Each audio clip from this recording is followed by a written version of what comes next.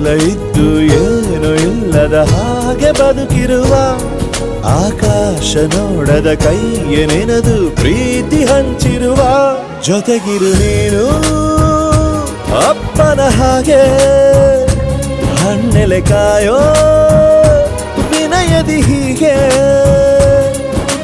ನಿನ್ನನು ಪಡೆದ ನಾವು ಪುನೀತ ಬಾಳು ನಗು ನಗುತ್ತಾ ಬೊಂಬೆ ಹೇಳುತ್ತೈತೆ ಮತ್ತೆ ಹೇಳುತ್ತೈತೆ ನೀನೇ ರಾಜಕುಮಾರ.